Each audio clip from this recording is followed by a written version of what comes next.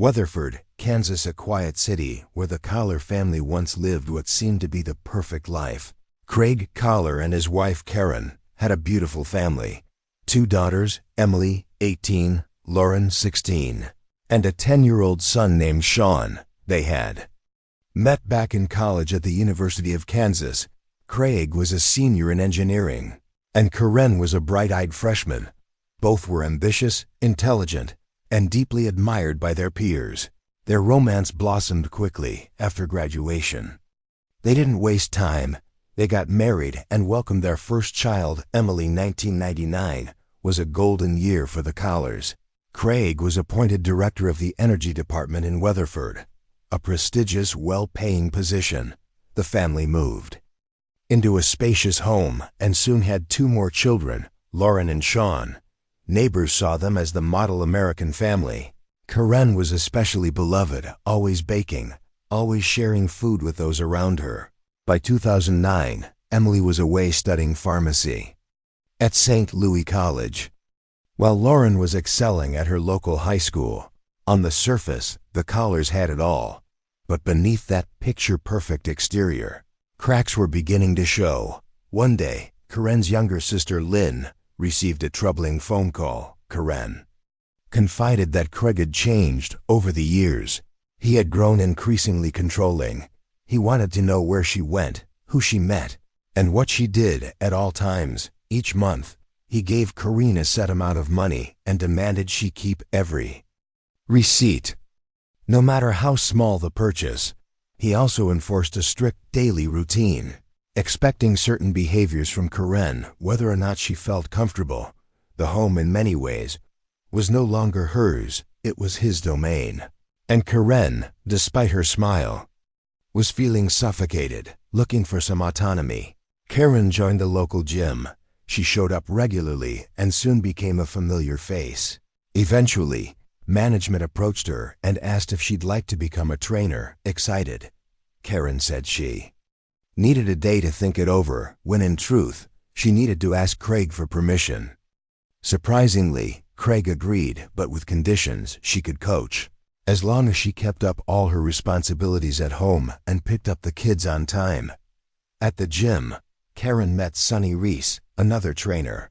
From their very first interaction, there was an unspoken connection. The two quickly grew close. They shared similar values and life experiences. And Karen realized that what she felt for Sonny went beyond friendship. For the first time in years, Karen felt seen, safe, and understood.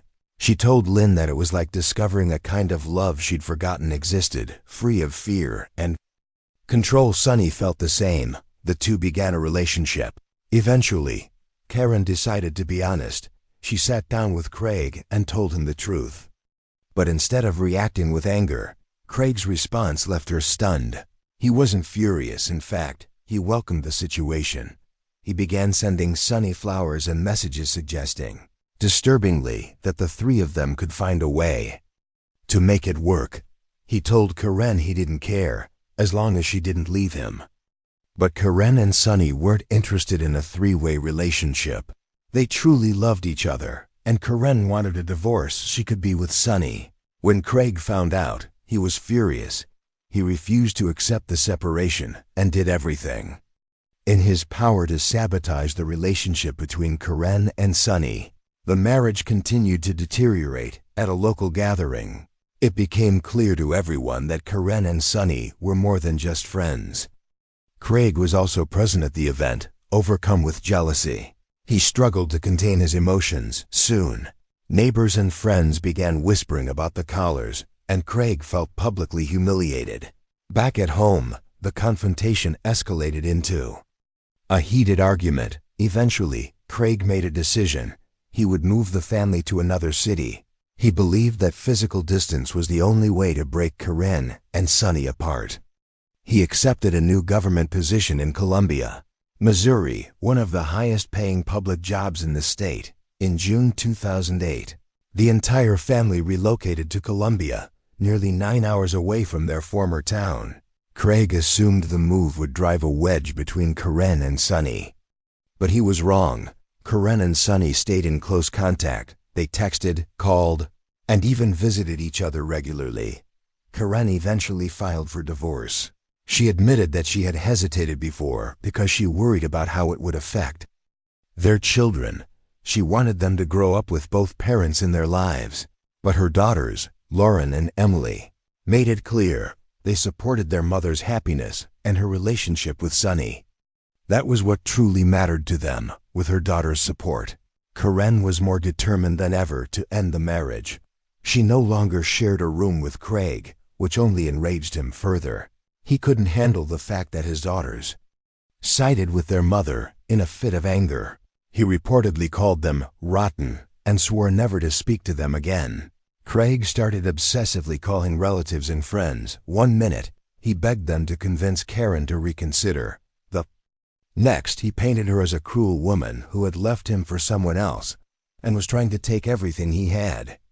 As the divorce proceedings dragged on, things became increasingly hostile. In March 2009, Kraig was arrested outside his workplace after Karen reported that he had physically confronted her. Being taken into custody at his job was deeply humiliating. For Kraig, he claimed he had only tried to hug his wife, but she pushed him away. Following the incident, Karen moved out with the kids and found a nearby apartment. She told authorities that she lived in constant fear. Kraig's behavior had become erratic and unpredictable, and he refused to accept the end of their marriage. Even after she left, Karen wasn't truly free. Kraig began stalking her and gaining unauthorized access to her email. On one occasion, police were called when she discovered her car tires slashed and the power to her home had been tampered with. The stress from the divorce took a heavy toll on Kraig.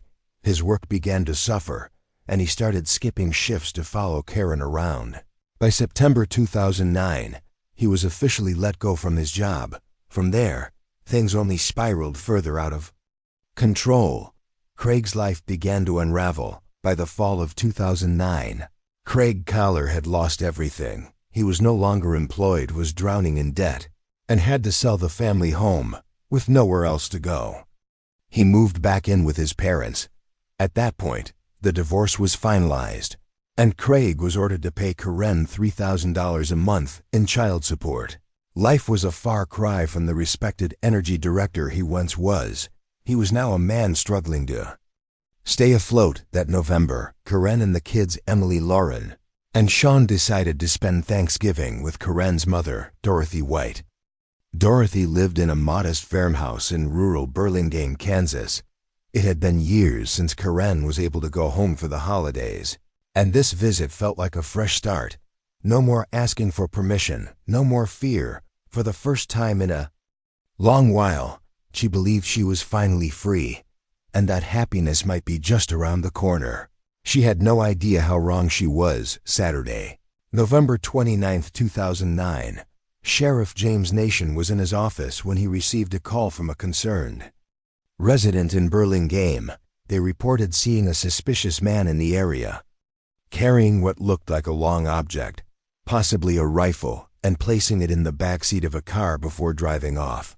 In a tight-knit rural community like Burlingame, where everyone knows everyone, a strange face is more than just curious. It's alarming. Before Sheriff Nation could head out, another call came in from the same area, but this time, the caller's voice was panicked. Officers rushed to the scene. When they arrived, they opened the door to a heartbreaking sight. 10-year-old Kraig Kahler, crying and begging for help. The officers hadn't prepared themselves for what they were about to discover. In the kitchen, they found 89-year-old Dorothy White on the floor. She was severely injured but still clinging to life. In the dining area, they found Karen. She had not survived. Behind the living room couch was Emily, just 18, who appeared to have tried to run or hide but didn't make it. Then, faint cries were heard from upstairs. It was Lauren. She was alive but barely. She too named her father as the one responsible. Both Dorothy and Lauren were rushed to the hospital, but tragically, neither survived their injuries. In the end, the only person to make it out alive was Sean.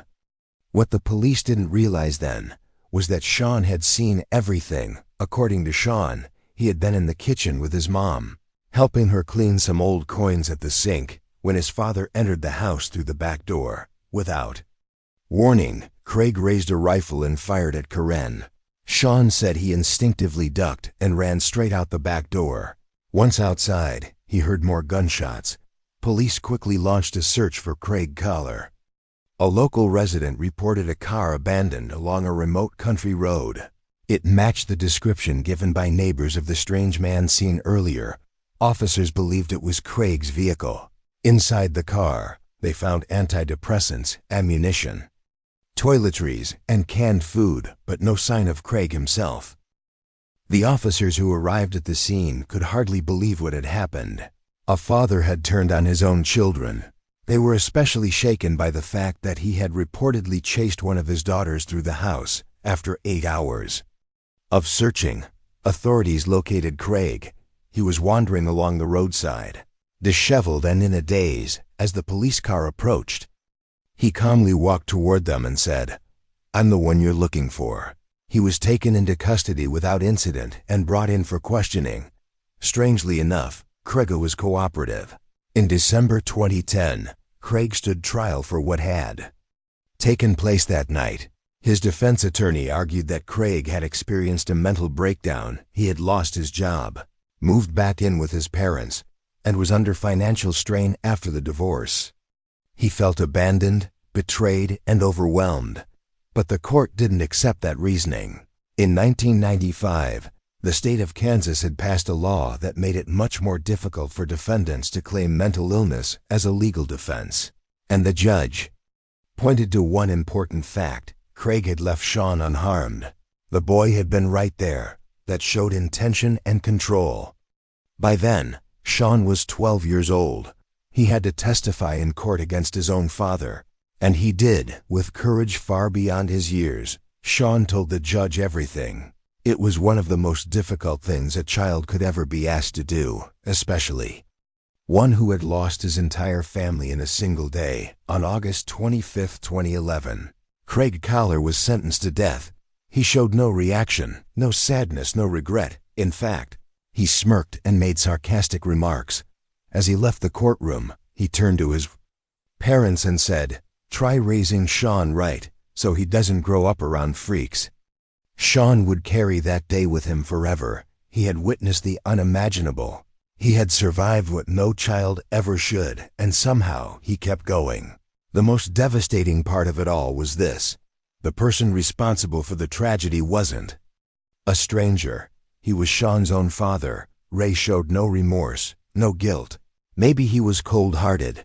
Maybe he had lost touch with reality. Or maybe he didn't even realize what he had done was wrong.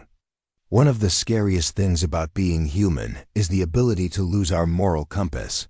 When empathy fades, when our values become warped, people start to believe that their feelings and desires matter more than anyone else's.